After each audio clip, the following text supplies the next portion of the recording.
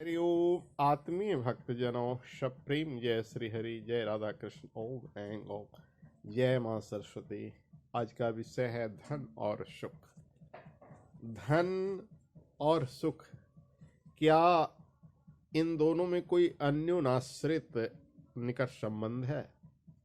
जो व्यक्ति हमारे समाज में अतुल धन के स्वामी हैं, जिनके पास लक्ष्मी अनंत वैभव है, जिनके इंगित पर सैकड़ों नौकर भाग उठते हैं, क्या वे आंतरिक रूप से सुखी, तृप्त और संतुष्ट हैं? जिन लक्ष्मी पुत्रों के पास बृहत पूंजी है, जमीन जायदाद, धन, मकान इत्यादि है, क्या उन्हें आनंद, संतोष और शांति जैसे दैवी गुण है उपलब्ध? सुसज्जित मकान, सुंदर वस्त्राभूषण, मोटर, सुस्वादु भोजन एवं धन संपदा के भंडारों के स्वामी क्या इस संसार में सुख लौटते हैं? ये ऐसे प्रश्न हैं जो भौतिक सुख के पीछे उन्मत्त जनमानस को आज उद्वेलित कर रहे हैं। समग्र सब संसार धन लिप्सा पर प्राण दे रहा है। क्या वास्तव में धन में सुख है?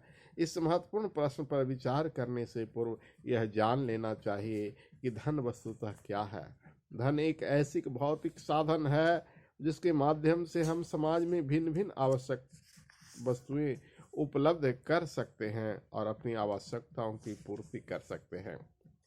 धन के माध्यम से हम नित्य प्रति के दैनिक जीवन और समाज संबंधी चीजें को प्राप्त कर सकते हैं।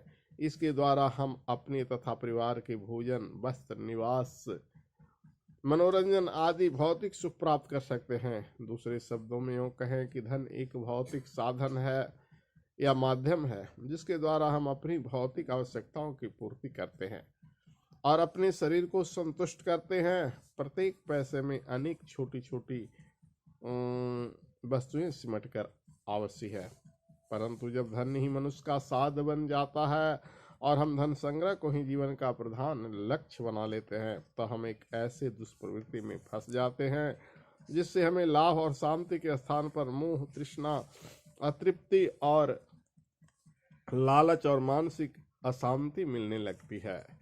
इस धन को बढ़ाने, दूसरे पर दमन चक्र चलाने, झूठी शान बघारने, संचित पूंजी को सहेजने माया जाल में लग जाते हैं।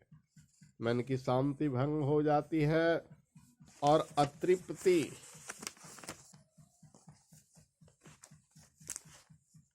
मन को, संतुलन को नष्ट कर देता है।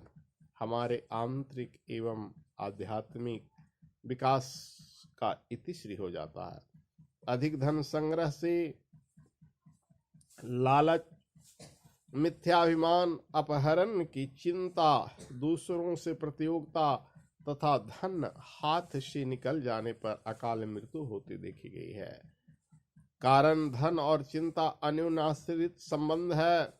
प्रथम तो धन अर्जित करने की चिंता, फिर उसे बढ़ाने का फिक्र, चोरी से बचाने की तरकीबें, आने वाले खतरों से बचने का प्रयत्न, मृत्यु काल में प्राण निकलने का भयंकर कष्ट, उत्तराधिकारी सुपात्र अथवा कुपात्र निकलने पर दुविधा, प्रारंभ धन में चिंता और कष्ट का ही निवास है।